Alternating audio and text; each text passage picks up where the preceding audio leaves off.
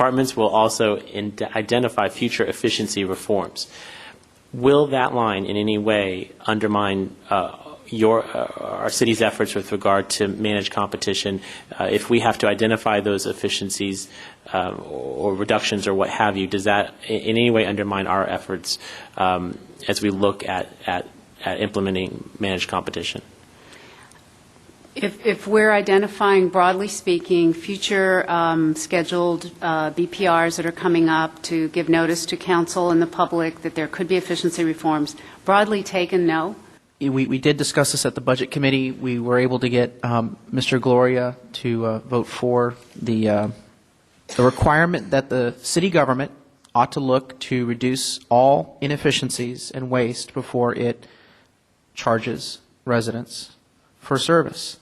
That when we are setting fees, if we are inefficient, if there's fat, if there's waste, and then we set our fees based upon a bloated organization, inherently you are overcharging San Diego taxpayers. And that's what I'm concerned about.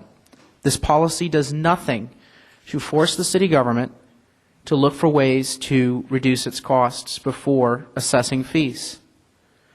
And I think that's wrong. And I think taxpayers would expect that as a service provider, we ought to do everything in our power to become efficient before we charge for those services. That's what I believe is financially responsible. I think it also, given that many of these fees are paid by residents and businesses that are receiving a specific service, which is most of our fees are charged not for general purpose or public benefit, but for specific benefit, we really are passing on the cost of government to those residents and those entities. I can't support the policy. I cannot support the policy because what my colleagues are trying to suggest is that they want to raise fees without the transparency of additional options on the table for how we could lower those fees or reduce the level of increase. I think that's wrong.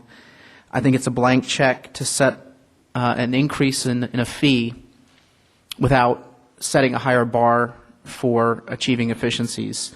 I know that this council is eager to raise fees on San Diegans, but I believe that we have an obligation first to become efficient. So with that, I will not be supporting the adoption of the policy. Mr. Gloria.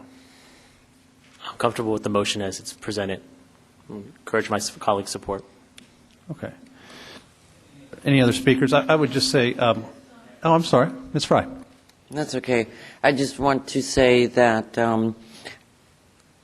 I'll speak for myself, and I certainly respect Mr. DeMaio and his opinion to speak for himself.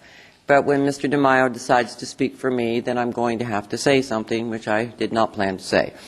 The fact of the matter is that I do not believe, in my case or any of my colleagues, have any desire to go out and raise fees on people. I don't think that's what we were elected to accomplish. I think what everybody, at least that I have worked with, is trying to accomplish is to make sure that we can provide the services that San Diegans want.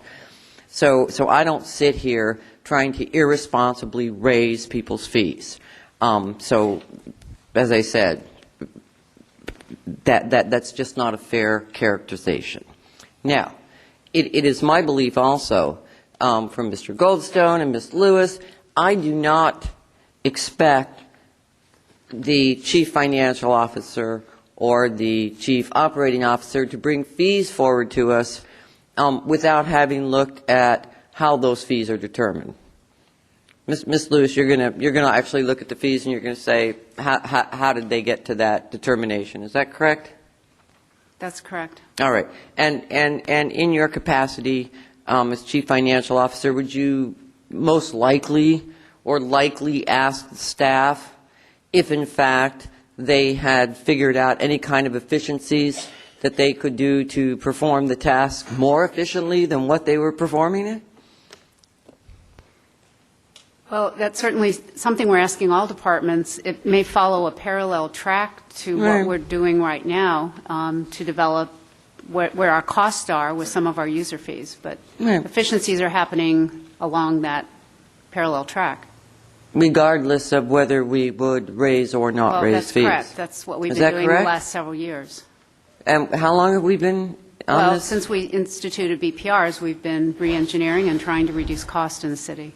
Okay, so before you would raise a fee, you, as the chief financial officer, would look at everything and say, could we make sure that, we are doing everything we can to make sure that the increase in cost incorporates all the efficiency savings that we know of to date? It would, yes, I would make sure that it accurately represented budgeted and actual cost for a program that we're examining. Thank you. Thank you. Mr. Faulkner? Thank you. Mr. Faulkner? Mile, one last time, and then we're going Yes, to move thank on. you. Ms. Lewis, are any of the fees that we're examining subject possibly to managed competition, the tool managed competition? I think it's likely. I'm thinking through what's Okay. going to be presented. A lot of them come from in public safety. They're basically governmental, so it wouldn't Right. apply. So many of the fees, a good number of them would be subject to managed competition. How many managed competitions has the city of San Diego completed? Mr. Faulkner, if I could call the question, please. I appreciate that. And let me just, any other final points, Mr. Mile? I would like, and I appreciate Ms. Fry's motion, but I would just like, just a courtesy, Ms. Fry. Why don't you wrap it up The in concern 30 I'm raising, seconds, Mr. DeMaio? the concern I am raising is that we haven't done everything we can to achieve efficiencies like managed competition. That's the big elephant in the room here, that many of these fees could be made lower or reduce the level of increase if we used all the management tools that voters gave us. And I'd like to see this council make progress on things like managed competition. Okay, we're going to wrap this up, and I will make some comments before we vote, unless there's any other colleagues that want to vote. I actually liked the language that was talked about that said when fee increases are presented to the Budget Committee and for council approval, departments should identify and present all savings and efficiencies already taken. I think that made sense, and we should have that. The second part of Mr. DeMaio's motion, departments will also identify future efficiency reforms. I mean, that's something I think you're supposed to be doing anyway.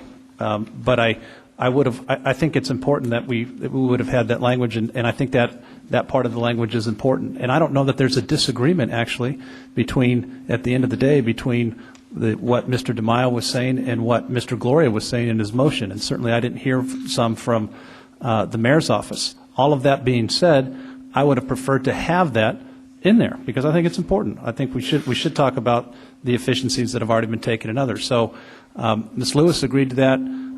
I think there wasn't widespread disagreement on that, but I would have preferred that to be in the motion that was discussed this afternoon. So that's my personal preference, and to vote for it, I would have liked to have seen that in there because I think you agreed to it. I think there wasn't widespread disagreement on that, but without that in there, at least that first part, I will not support it.